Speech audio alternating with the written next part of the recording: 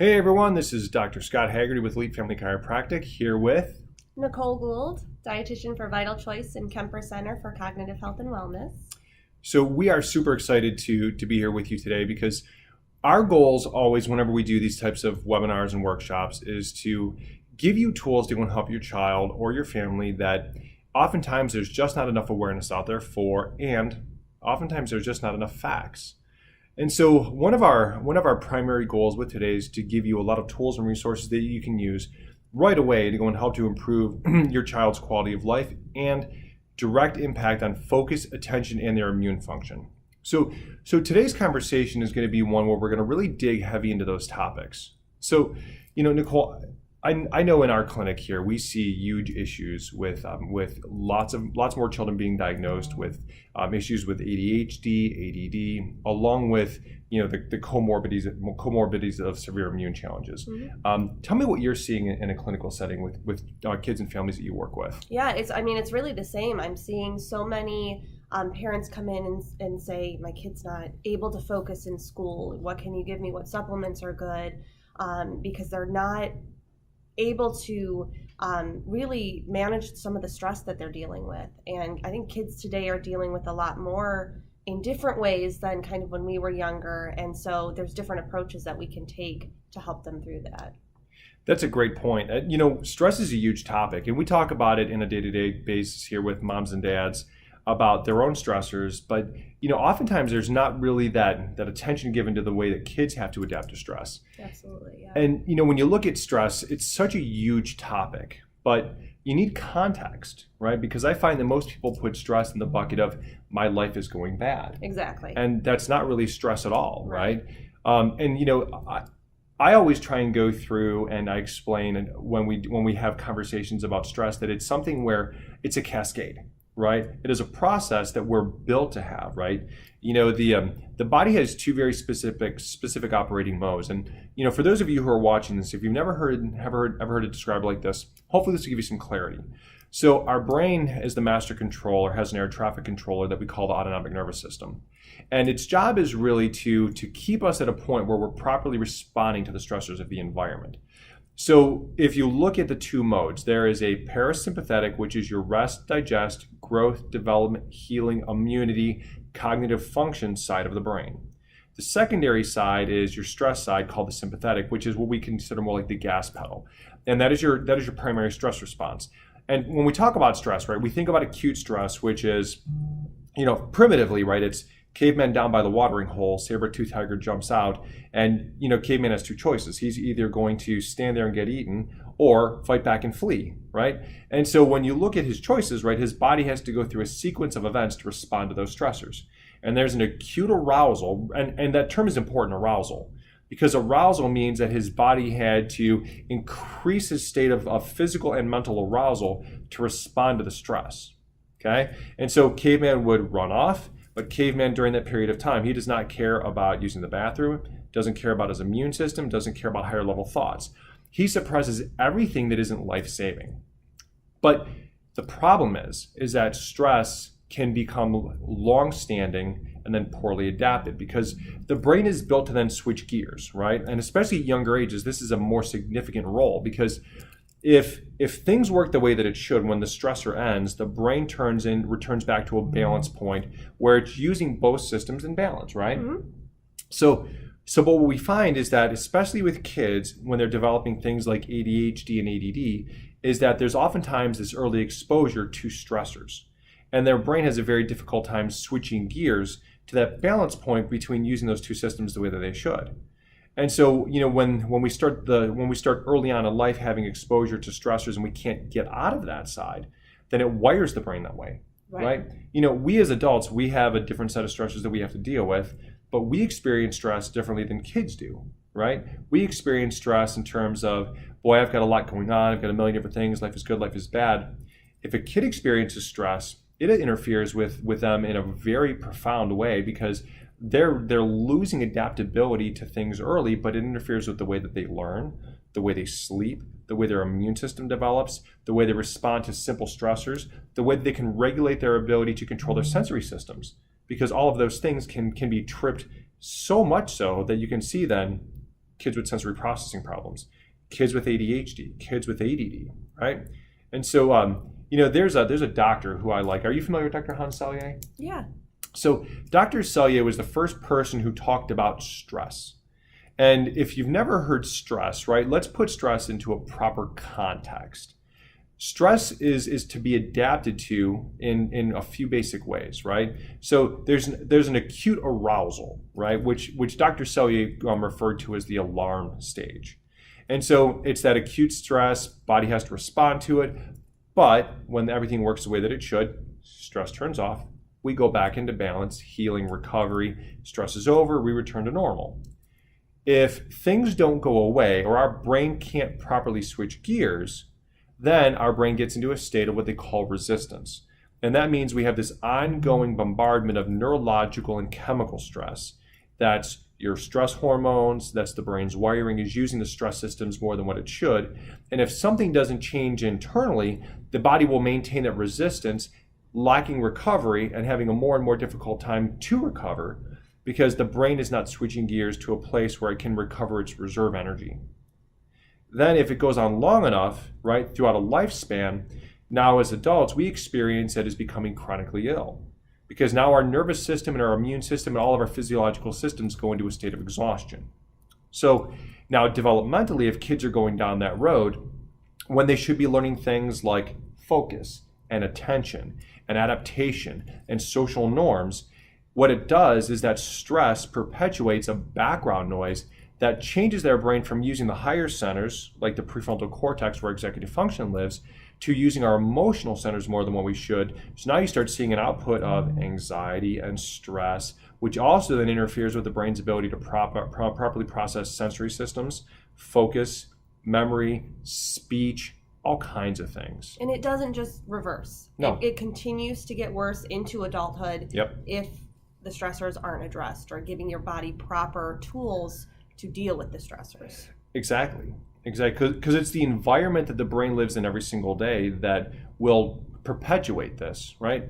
And we have the conversation a lot about neuroplasticity, right? And neuroplasticity is such a key player because we use the phrase nerves that wire together, fire together. And when you look at neuroplasticity, our brain is built to learn. It's built to take something and become more efficient at it so we can tap into it more readily. That can be great when we're trying to learn a skill, right? I mean, you were a dancer, right? Yeah. How many hours did you practice dance in a week? Hours and hours a day. Yeah. And so the very first time that you got out there and you danced, you probably weren't super graceful. Well, maybe you were, but most of us. I was 3, so I don't know.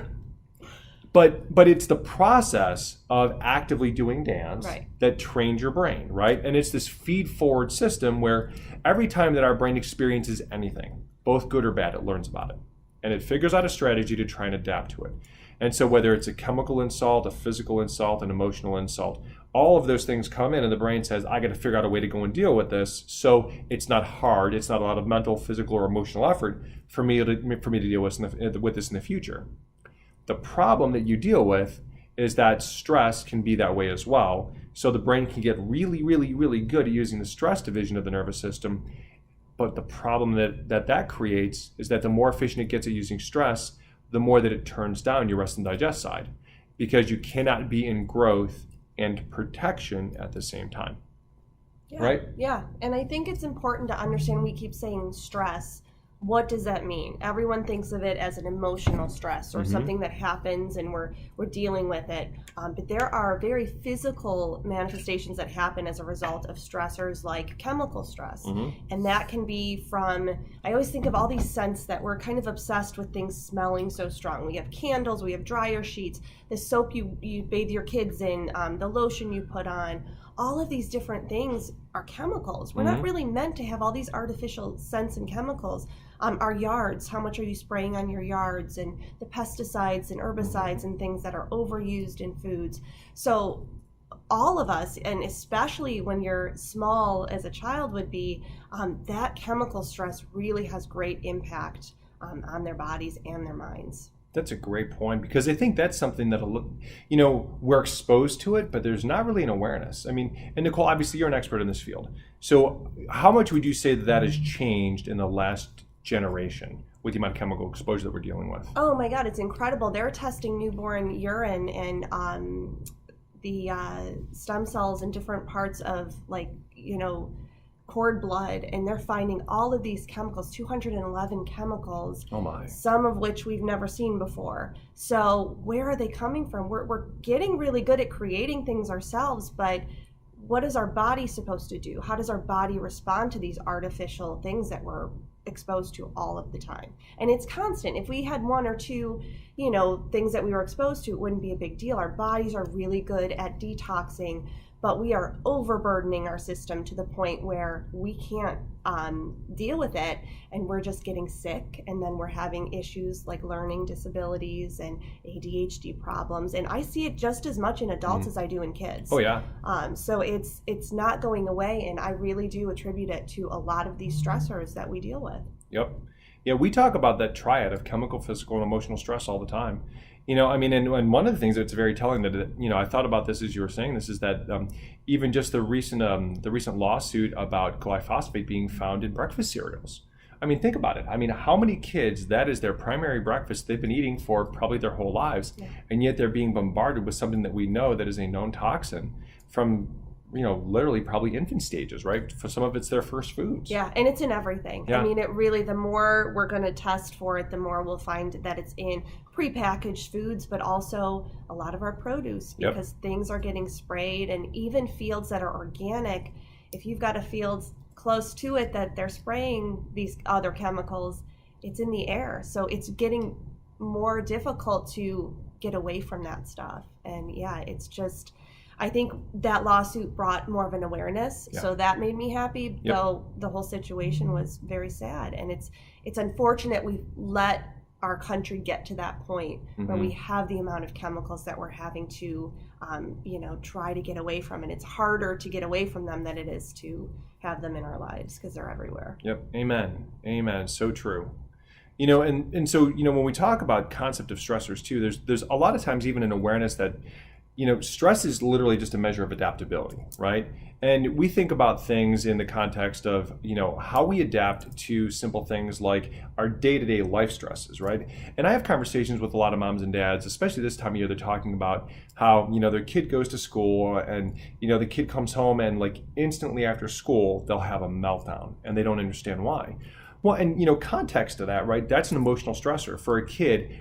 Being in a chair, not being able to get motion, because motion calms their brains and they build up stress energy because they have to force themselves to focus. And so it's the time spent on focus and that lack of motion that kids are getting at very young ages that creates a tremendous level of stress for them. And then when they get to a point where now they've kicked in that stress mode, then they're having to go and use all the stress systems to try and maintain focus. And when they get done, they're at threshold. They're like a teapot that's ready to boil because they're ready to bowl over with stress.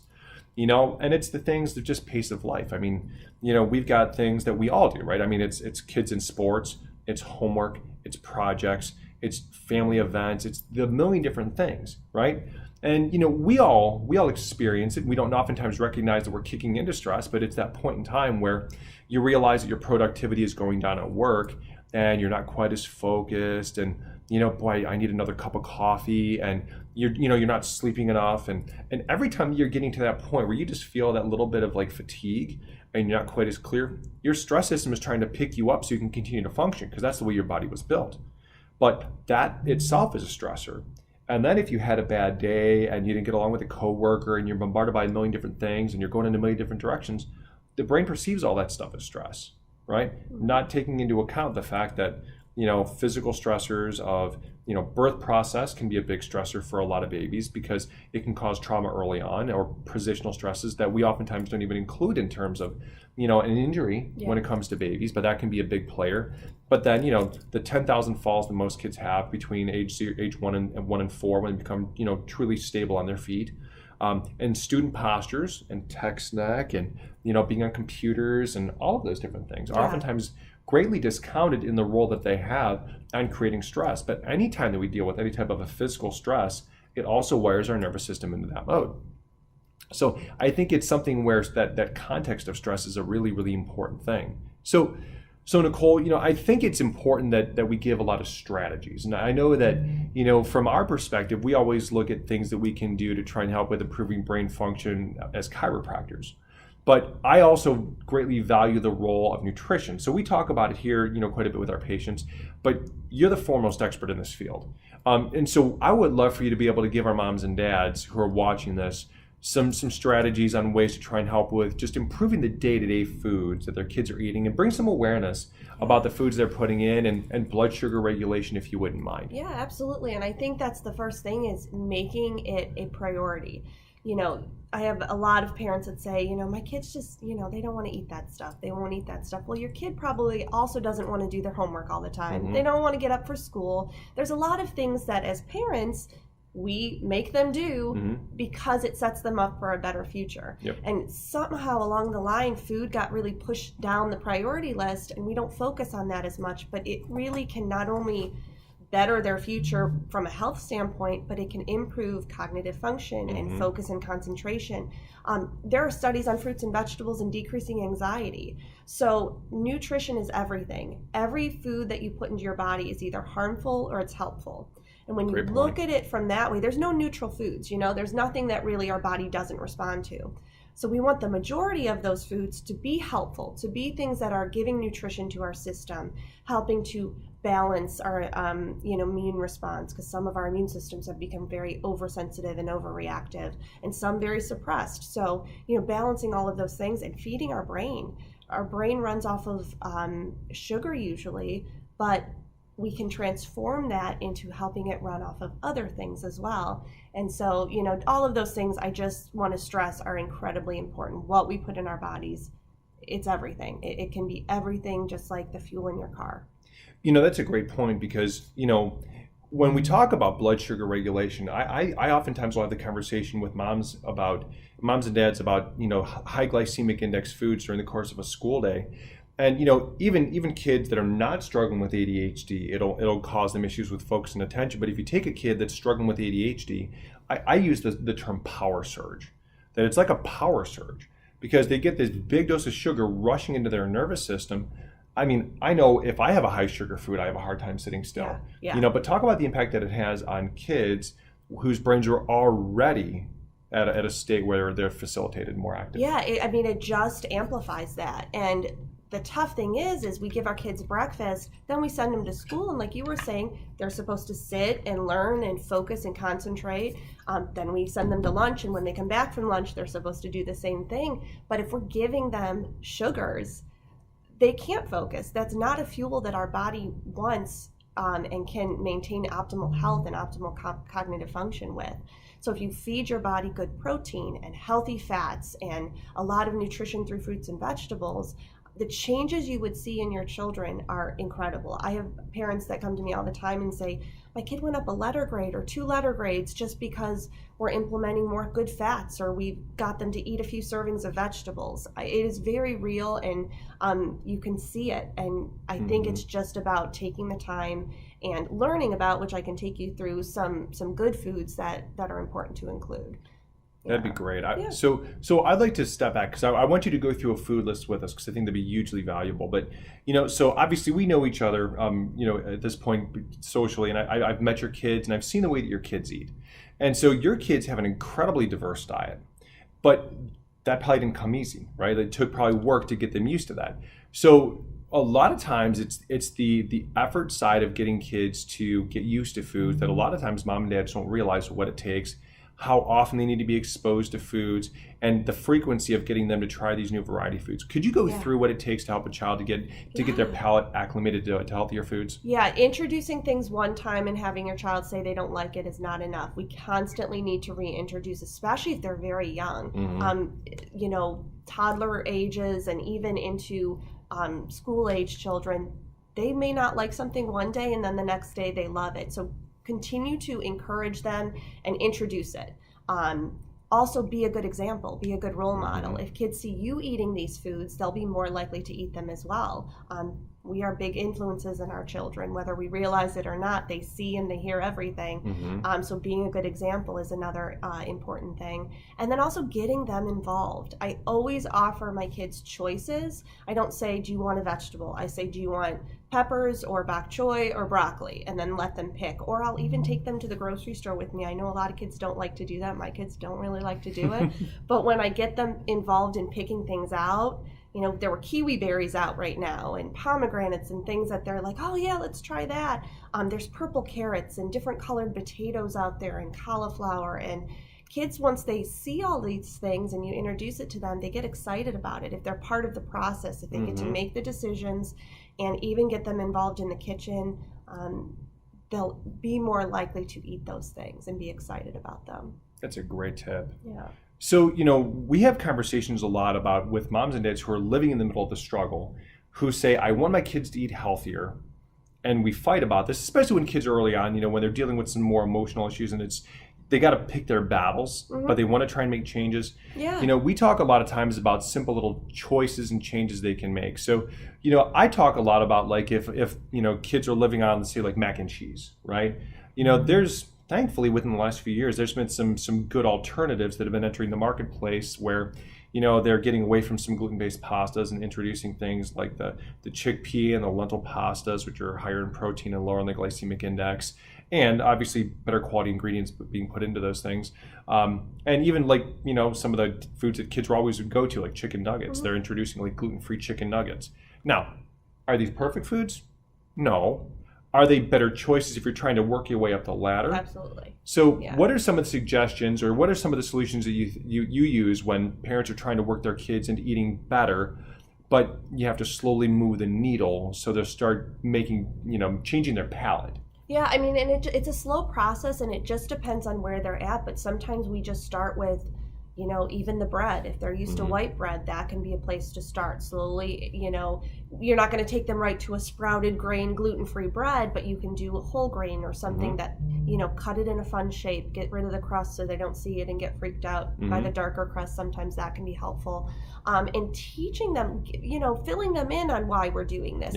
I don't think this is a time where it's kind of, you know, because I said so. I don't think that applies with food. You want to really get them into understanding why we're telling them this. Why, you know, I know you had a tough day at school. I know you're having trouble focusing. What if, you know, we worked on foods that can really help? Did you understand that different nutrients can give your brain more energy and help calm you down so that you can focus better? And they probably have no idea that foods can have that power, but they can, and they may be more likely to try these things.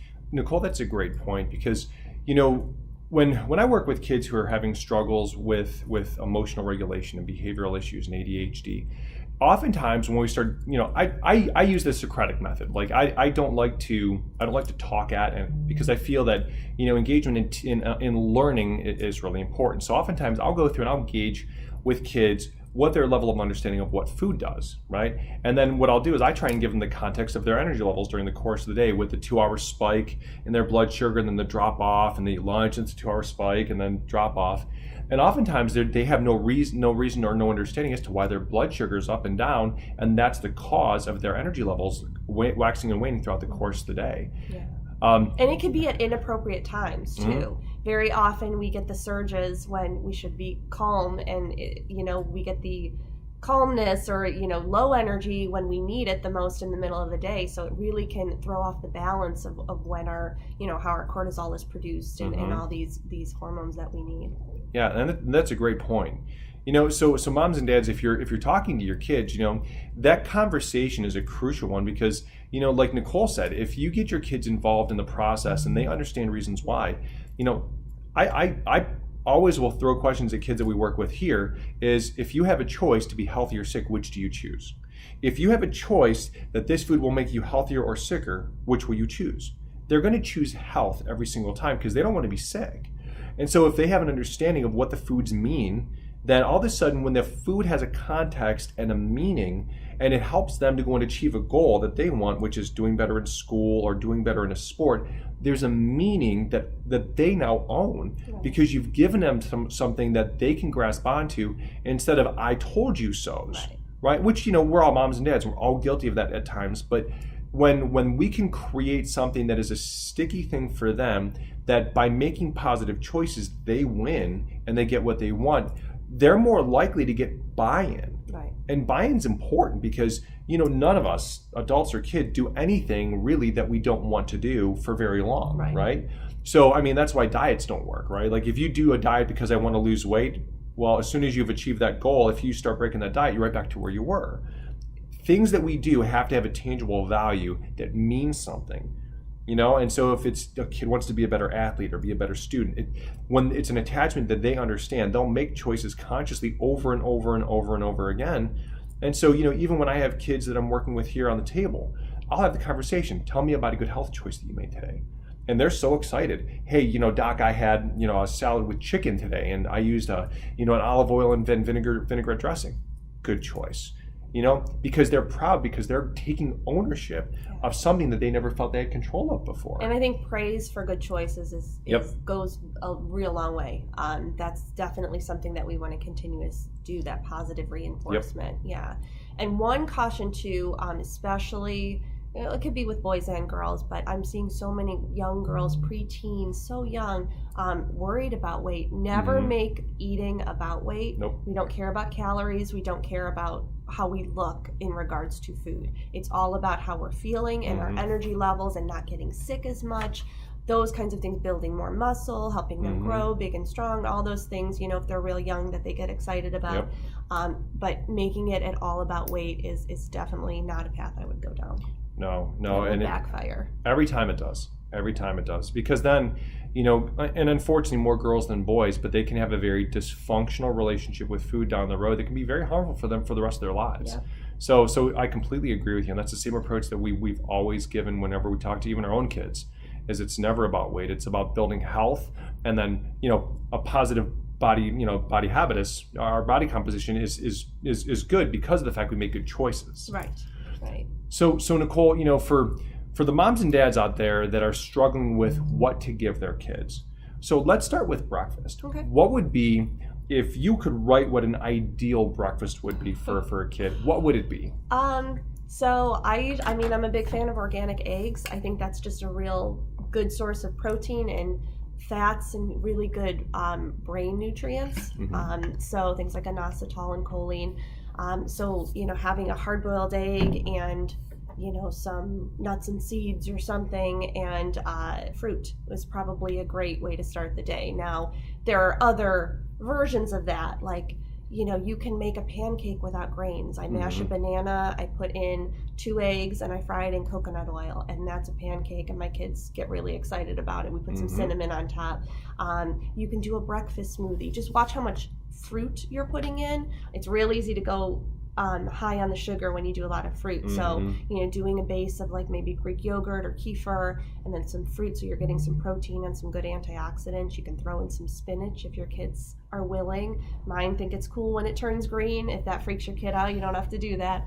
But those are really, protein and fiber are kind of 2 keys that really help keep kids feeling steadily fueled. It's great for blood sugar response and keeping blood sugar response steady, and then keeps them satisfied until lunch, and really good brain food. So, have a fruit. If you do grains, if you can move into things that are more whole grains, or then one step with like a sprouted, spelt type grains, it would be kind of the next step after that, like an Ezekiel bread. Those can be really, really helpful foods too.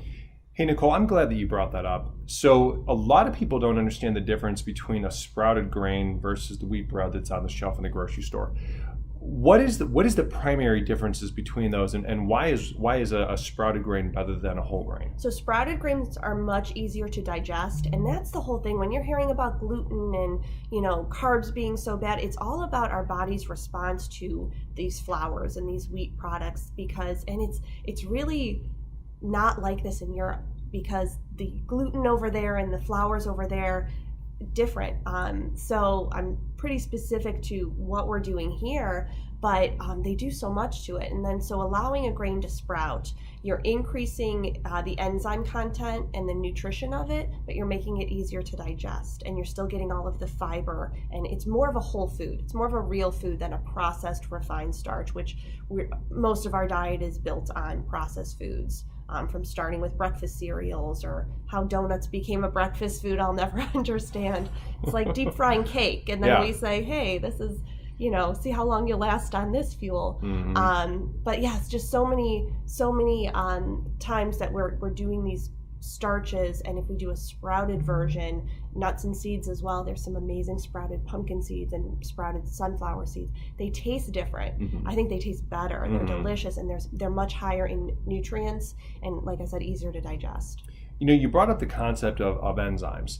And a lot of moms and dads, when we have this conversation, I talk about the importance of, the sprouted grain having the enzymes that help us to break this down. But for people who don't understand the role of the enzymes that come in the sprouted grain, can you explain that in more depth, and about how gluten and gliadin and the way that our bodies are normally meant to deal with it? Yeah. So let's start with enzymes. So when we eat a food, our bodies produce enzymes to help us break down food. So the most common enzymes are amylase to digest carbs, protease for protein, and lipase for fat digestion. And our gallbladder helps with the storage of bile acids. So all this stuff is going on in our stomachs to help break down food. What happens though in this day and age is our food is pretty dead. We're not doing a lot of raw things, and that's really the best source of enzymes, doing raw fruits and vegetables and sprouted nuts and seeds. And I think most of us aren't getting a lot of that. So it's like a bank account. We use them up because we require enzymes at every single meal to digest food. If we don't have enough, then you start getting into digestive issues. And this could manifest as gas and bloating, and more traditional, I think, what we think of when we have digestive upset, but it can also be constipation. It can be discomfort. I have people that manifests as like headaches or body aches, or other ways that we become sensitive to foods because we're not breaking them down properly. So it starts in the stomach. Once that food is broken down and moves into the intestine, then we deal with gut permeability. And this has to do with what our intestines are allowing into the body. And unfortunately, gluten really sneaks in to where it's not supposed to be and gets into the blood. And so we have a very real immune response to that, and inflammation response to that, and our body just kind of goes haywire. And like I said, it's not just about the gluten. It's about a lot of other things, and I deal a lot with food sensitivities, and sometimes it's very individual. I think blood testing is really important, especially if someone is getting chronic issues like autoimmune or thyroid or migraines, constant IBS issues. Those are probably all different food sensitivities. So that's more about the intestines and our bodies seeing these foods as pathogens, as danger, so then it's attacking them, and it creates this whole immune firestorm. So thank you very much. Yeah. I think that was very helpful, because I know we have this conversation a lot, and making sure that you have kind of a handle on these really fundamental pieces of the way that our body is built to work, I think, is crucial. And I think there's not a lot of really good resources for moms and dads to get this kind of information. So let's just move a little bit further forward, because when we start talking about kind of like the entire day for a child, when they go through their day, right, and we're getting into like school lunches and snacks, what would be some good snacks to help to keep their energy levels steady as they get through the middle part and second half of their day? So they can do, like, my kids are allowed to have a snack at school, which is excellent. They're in second and third grade, so I'm happy teachers are still allowing that. Sometimes we'll make a protein shake that they'll take, which I mix fruit in, scoop of plant-based protein, and then whatever else they feel like flavoring it, as cinnamon or vanilla or whatever they like that day. That's a great one they like a lot. We'll do fruit and a nut butter, like almond butter or walnut butter. If you can't do nuts, you can do sunflower seed butter. All of those are really good things to do. I think it's all about, no matter what meal it is or what snack it is, doing things that are real whole foods. I really try to do as minimal processed. If you're going crazy, like, I don't know what's healthy, I'm reading all these labels and I can't tell, get foods that aren't labeled, because those are your one ingredient foods, your fruits, your vegetables, your nuts and seeds, and that really should be the foundation of our diet. So you can't go wrong with any of those foods. I don't do a ton of dairy, but I think a yogurt, we'll freeze those simply yogurts or, those kinds of things that don't have a ton of sugar, and that stays good then until they, a couple hours until they get to a snack time or whatever it is. So those are good things too. There are so many different versions now that they're coming out with. I was laughing. I saw Cheetos the other day walking down the aisle, and it was simply Cheetos. It was a natural version but it still had the, Chester Cheeto on there. And I was laughing, and I kind of rolled my eyes, and then I thought, well, you know what? This might be a good thing, because it's saying that we are demanding more, nutrition and better for our kids, better foods. So, that kind of made me think a little bit that we're starting to head down the right direction. But there's Simple Mills makes a almond cracker. It's almond flours and flax seeds. And delicious. I've had kids at play dates think they're Cheez-Its. They make a cheddar one. So there are a lot of more options than we think of. It's just about trying to figure them out. But the more real foods you can encompass, that's nutrient dense food. Our bodies know how to handle that, and it really can be a much bigger fuel, a better fuel source for the body. I love that you said that, because our mantra has always been, if you don't know what it is on the label, you probably shouldn't eat it. So, and that's a good rule to live by, because the less ingredients they are, number one, you know what you're getting. And if it's an organic product where it's gone through the process of becoming certified as organic and non-GMO, then you have a pretty good likelihood that it's going to be something that's going to be pretty nutrient dense. There's going to be enough controls in place so that you're likely going to get something that's going to be health promoting versus health deleting. So, we try and make even our kids' diets as much whole food as possible, minimal processed foods, because it helps them to, number one, have a tremendous level of strength in their immunity, ability to keep their blood sugar very stable during the course of the day, and giving them what they need so their body's properly fueled. And it's evidenced in the way that our kids live. Your kids are super healthy kids, my kids are super healthy kids, and so we do all of these things to make sure that we are doing everything we can with food. But when we have things that are essentials, sometimes there's also a role for supplements. And supplements, none of us should ever look at supplements to try and take the place of food. Food should always be first, right? We should always eat our nutrients. But sometimes kids are super picky eaters, and we've got to do things to try and help to get them the things that they need to build them up. So what would be the things that would be the most important supplements that you would always recommend for moms and dads to have their kids take? I think there's three major ones. The first one is vitamin D, just because that really isn't a vitamin that we get in food. It's actually not a vitamin at all. It's a prohormone, so it's not one that we get very readily in our diet. And, we live in this part of the country in Ohio, and we barely see the sun from September pretty much to May. That's our best source of D. So vitamin D becomes essential just to correct deficiencies. And we see that can be an immune issue, that can be fatigue, that can be learning issues or focus and concentration. There's so many things that a vitamin D deficiency could cause. And, for your child, what if that's what it's about? Your child just isn't getting the right amount of vitamin D. Well, and that's interesting too, because so many people don't realize that the vast majority of the people that live in our climate are going to be vitamin D deficient, right? And if you're not supplementing with it, then it's likely probably more widespread than what you realize. And then keep in mind too, let's say for example, like with my skin type, I can't have a lot of sun exposure, but I produce vitamin D easily when I am in the sun. But it's difficult because I live in an environment where half the year is cloudy, and I'm indoors quite a bit with my job, so I know that there's no way that I can produce enough vitamin D on a day-to-day basis. So it's important for me to supplement. But then you also have to look at too, if your child is dark complected, they must be on a vitamin D supplement, because number one, they have melanin in their skin, which is going to block their production. So they're not going to, even if they are sun exposed, to produce nearly as much vitamin D, even if they were getting adequate. So it's important to go and fill in those gaps. So simple little things like that you need to have an awareness where if you aren't supplementing with vitamin D, that's so crucial to get that in. And we talk about that all the time.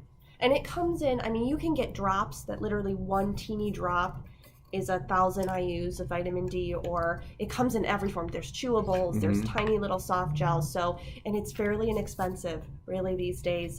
It's pretty widely available. So just make sure there's no other crazy ingredients, because one thing I always teach people is you want to look for the active ingredient on a supplement label, but then scroll down till it says other ingredients. And if you see a whole list, if there's dyes or talc or BHT or all these fillers, that's not a good brand. That's Yep. not a good supplement. I think the leading multivitamins in this country are some of the worst things that we can put in our body because Amen. of all those extra things in there. So just be aware of that with any supplement that you take. So yeah, vitamin D is a big one. The other huge deficiency I see for adults and kids alike is omega-3 fatty acids. And I always try to get people, eat fish 3 times a day, and they give me this face. Like, I don't want to eat that. And if you're not eating it, your kid's certainly not going to all of a sudden wake up and say, hey, can you make salmon today? So our bodies need omega-3. It's an essential fatty acid, meaning our bodies can't make it. We have to eat it. So if you're not eating it, you are deficient. You need to take a supplement. And there's a lot of different supplements out there for omega-3. That's one time I would not do the lowest cost, the cheapest brand, because they're probably not doing very good fish or using very good fish. You want a wild salmon or a wild sardine and anchovy source. And another thing that's really big right now are gummies. I wouldn't do a fish oil gummy just because you're barely getting any actual omega-3s and you're getting a lot of sugar. So kids might like it because it tastes really good and they think of it like candy, but this is a supplement. So there's little soft gels that you can get. Your kids can bite into them. My kids like to chew into those. I don't know why. If your kid is older, like even if they're 7 years old, get a real small pill. Teach them how to swallow with that. Sometimes I'll have parents say, oh, my kid can't swallow a pill. And I'll say, have you ever tried? And they'll say, well, no. Get something really small and encourage that. There's also, so Nordic Naturals is a great company that makes tiny little soft gels that kids can bite into. They're strawberry flavored, but they have a lot more omega-3s in them. Barlean's also makes one called Omega Swirls, and that's like a pudding consistency. They will never know it's fish. Don't even tell them. They'll have no idea. You squirt it on a spoon, have them eat it. It comes in lemon or mango peach. And I've never had a kid know. I always have them guess what this is. They don't know it's fish. It's got zero repeat or any sort of issue, but you get a lot more of those omegas. I try to aim for about 500 milligrams of the EPA and DHA. So that's not overall fish oil. That's the addition of the EPA and the DHA together should be about 500 to really make a difference. Those are the amounts that you might see changes with after a month or so with focus and concentration. Awesome. Yeah. Awesome. Great recommendations. Yeah, and then the third one is probiotics. Probiotics are that good bacteria, that good flora that our diet's pretty dead. We're not doing a ton of fermented foods, and those good bacteria do a lot, not just for our gut, but for our immune system, because 80% of the immune cells are in our gut. So they find that when kids take a daily probiotic, not only are they having more regular bowel movements, they're having less sick days, and they're not getting sick as often because they've got all that good flora. If you're a child or if you have ever been on an antibiotic, you've probably lost a lot of those good bacteria, because an antibiotic will kill the bad bacteria, but it also kills all the good stuff. And if you're not replenishing that, you're lacking that. So that can be a great one. And there's some good companies out there. There's chewables. There's one I like, doctor formulated organic kids probiotic, because it's chewable. It comes in 3 flavors. It tastes pretty good, and it has D right in it. It has vitamin D in there too. So that's kind of a 2-for-1 in there, but that's just a brand that I've used. My kids love the way it tastes, and other kids do as well. So yeah, those are the big 3. Awesome. Thank you very much. Yeah. And moms and dads, I hope that these give you the resources that you need to start building a really good, solid nutritional foundation. Because, we can't understate the importance of giving our kids a good nutritional foundation, because it literally sets them up for what is going to happen in their bodies for the rest of their life, right? We all hear the term genetics, but really and truly, it's not just genetics. It's this concept of epigenetics. It's the stuff that we put in and we're exposed to that determine expression of health throughout the rest of our lifespan. And so it's the way that our brains work, it's the way that our cells develop, it's our likelihood for chronic and non-chronic diseases, it's our body's adaptability to the stressors that we're going to deal with, and likelihood of expressing things that we want or don't want. So creating an environment where our body is getting all of the right things throughout our lifespan determines the quality of our life as we get older, right? What about, just even studies that have recently come out that are showing things like Alzheimer's disease as being a central neuropathy, right? If you have a friend or a loved one that's got diabetes, and they've had a peripheral neuropathy where they've lost the nerves in their extremities and feet and things like that, there's really profound, strong research right now that shows that diabetes to the brain is Alzheimer's. I mean, think about that. Your brain being lost because of long-term sugar exposure. Moms and dads, it starts young and creates an environment for them to have a healthy future, or a future that's going to be plagued by chronic illnesses. And we create these environments now. So, in talking about one more thing here, and obviously we work together, and you know about my specialty with working with kids and chiropractic. And so I like to wrap these two together because I think it's really important, right?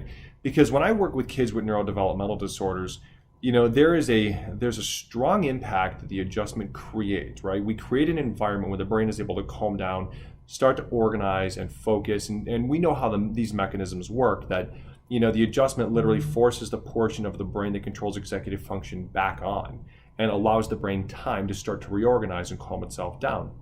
But the two have to be synergistic, right? When you're working, whether it's a chiropractor like me who's working with kids with neurodevelopmental challenges, you're working with someone who's doing neurofeedback or OT, it is the importance of creating this synergism between the work that you're doing to try and improve your kids' quality of life and the things that they're putting into their bodies that determine the likelihood of success with any therapy. Wouldn't you agree, Nicole? Absolutely, yeah. I mean, I think you could almost think of it like a building. If you have a great architect, but you're not using good materials to build that building with, it's going to fall, and vice versa. Yep. You can have the great materials, but if someone doesn't know what they're doing, that building's going to fall as well. And, we just need all of it. There's so many different aspects that we can look at for our child's health, and just making these small steps. You don't have to do everything at once. Take one thing that we talked about. It could be just increasing your child's water consumption. Yeah, that's huge. Because most kids are living off of sugary beverages and even juices. I'm not a huge fan that you don't need them. Nope. It's just creating more of a taste for sugar. So, you really do need both of these things to tie it in and to get the most optimal results for their health. So, Nicole, I want to thank you for your time. Yeah. I know that I so value that you've taken the time to come here and educate the moms and dads here that are going to watch this. I know that you've added a tremendous level of value. So, for if someone would like to reach out to you to discuss this further, what would be the best way for them to contact you? Probably to call the store, Vital Choice Health Store, at 440-885-9505. I'm there a lot, so if I'm not there, the staff will leave a message for me. I do individual consults, so if you really need more individual meal planning, or I can talk with your child, they can come into the appointment. I'm a mom, so I know how to talk to kids and kind of what their priorities are. Or if you just need to know kind of what a good fish oil is, come on into the store and we can help you there. Awesome. And so if you have any questions about anything we discussed here, you can also reach out to us. You can you'll be obviously watching this on social media, so either you can message us through YouTube or through Facebook, or you can go right through our website, which is elitefamilykairos.com, and we'll be happy to answer questions that you have or get you connected to Nicole as well. So this is Dr. Scott and Nicole Gould. God bless you guys, and be elite.